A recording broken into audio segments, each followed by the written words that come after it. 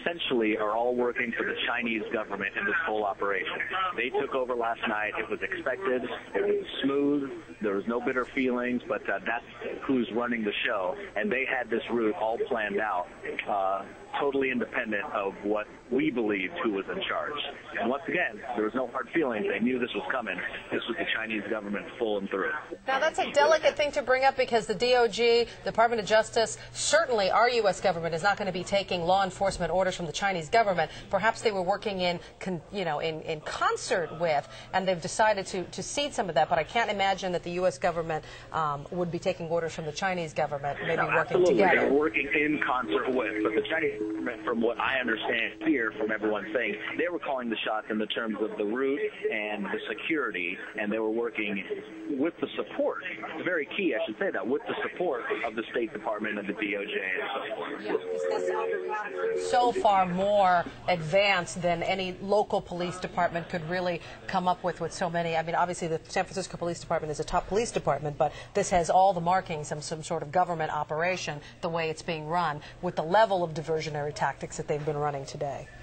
Well, one thing we know for sure is what Mayor Newsom said yesterday. He said this would be the most intense security detail in the history of San Francisco, and that's absolutely true. And I've pretty much dealt with every level of security here, from CHP to the Foot Patrol of SFPD all the way to the State Department, and everyone seemed to be on the same page in working with the Chinese government. So I don't know the depth of everything that happened today, because here I am on the bus and with the torch, but from my vantage point, it seems to be fairly uneventful and risk-free.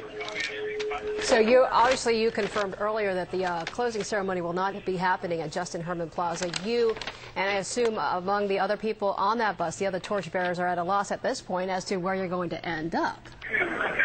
I don't think there's going to be a closing ceremony at all. From what I understand, we're just going to go back to wherever they're going to take us, and we're going to call it a day. I think one of those theories, we quit while we're ahead, and I think that's exactly what's happening. Is anybody there on the bus telling you, giving you any kind of hint as to where you're going? No. And you know what? For the safety of not only myself but everyone on this bus, I wouldn't feel comfortable revealing that. But no, I don't know the answer. Right now, we are seeing what you're going. You're still on 19th Avenue because you've now have passed Golden Gate Park. You're traveling down 19th Avenue, from what I can tell, and really headed away from the park. And more almost you're in the Sunset District at this point. I can see Golden Gate Park behind you, so you're headed in the Sunset District.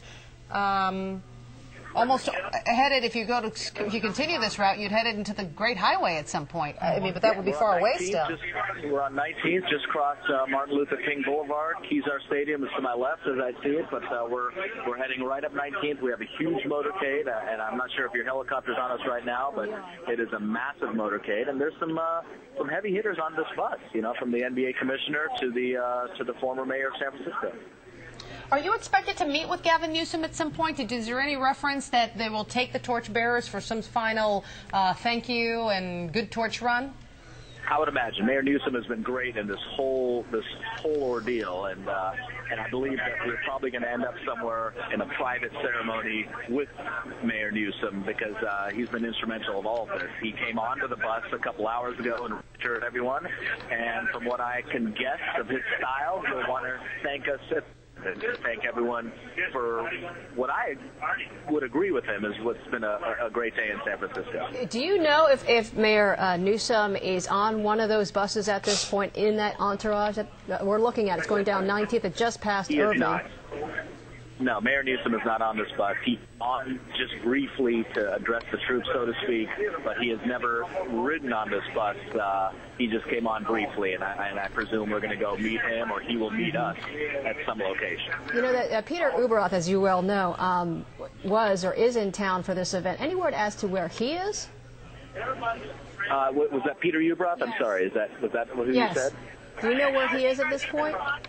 Peter Ueberroth, yeah, the USOC commissioner. I don't know where he is, but I do know that one of his assistants, his personal assistants, and one of his family members were torchbearers, so they ran the torch. So I don't know where he is, but once again, because we met with Ueberroth and Gavin Newsom yesterday, I would bet $1 that wherever we end up, you and Gavin Newsom will be there just to thank everyone for their participation. And not just the torchbearers, but to thank all of the security, all of the officials, and at some point really thank all of the Bay Area residents.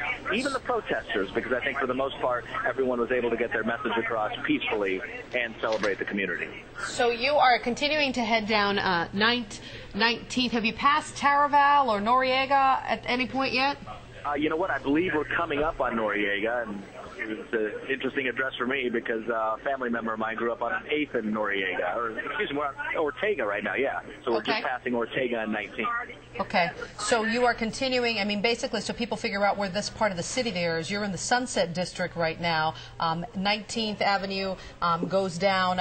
Imagine this, that you're going down toward the Stonestown Galleria. That's kind of towards San Francisco State University. Brotherhood Way, that area as well. Yeah, exactly. You know, to the west would be Harding Park Golf Course, Lake Merced. San Francisco State. What did you say? I'm sorry, Raj? I'm sorry, yeah, I was just listing some reference points for you. St. Ignatius High School and also approaching San Francisco State. Right, exactly. San Francisco State, Lake Merced, that area down there. Interesting, you know, route that they're taking here in terms of trying to figure out exactly where you guys are headed. You know, Hunter Boulevard runs alongside, you know, parallel to this area as well. And, you know, this is usually, at this time of the day, the Sunset area is usually very, very, very packed with cars. I mean, it's a busy, busy area. Here it is just at the beginning of the rush hour. It's almost heading up to 4 o'clock at this point. Raj, Mayor Brown is on the bus with you, right? Mayor Brown is still here, a couple of seats away. He's in, as usual, in great spirits, just happy about the whole event. Do you know if he's getting any inside information as to where you guys are going at this point? I know he didn't want to give us much earlier. Sure. You know what? Give me a minute. Come back to me in 1 minute. I'll just keep the phone on and let me see what I can gather. Hang tight. Again, traveling down 19th Avenue, you know, already having passed Noriega. I don't know if they've passed Sloat yet, but there's a lot of possibilities heading toward the Stonetown Galleria. One possibility, I mean, they are far from it, but one possibility is that they continue down 19th Avenue and basically get on 280 at some point and then head back, because 280, if they put 280 and they went back on 280, they could head back to McCovey Cove.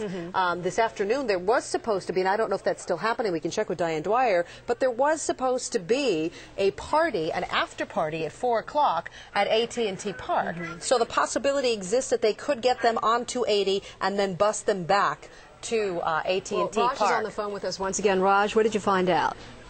We are going to SFO, San Francisco International Airport. The closing ceremony will be on the tarmac as we send the torch to Buenos Aires. As the torch leaves for Buenos Aires, that would make total sense to send them back. Very good work there, Raj. Heading to SFO. So, in fact, what they are doing is they're going to get on either 101 or 280 and head down to the airport. That's exactly right. We'll probably get right on 280, take the 380 cut across in Daly City, and head right to SFO and right onto the tarmac. And I believe Peter Uberoth is waiting, the Chinese delegation, and Mayor Newsom.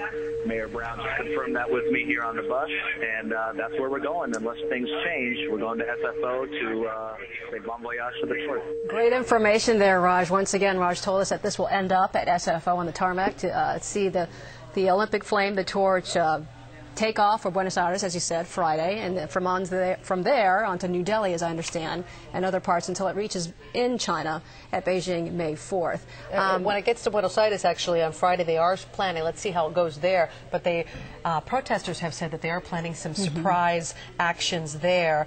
They say they will not try to snuff out the torch when they are there, that they will have peaceful protests. And from my understanding, it is that their soccer star, Argentinian soccer star, Diego Maradona, is slated to actually be the first runner. Also, tennis player Gabriela Sabatini, who got silver in the Seoul Olympics in 1988, she is expected to also participate in the Buenos Aires run. It is the only Latin American stop, the only leg there.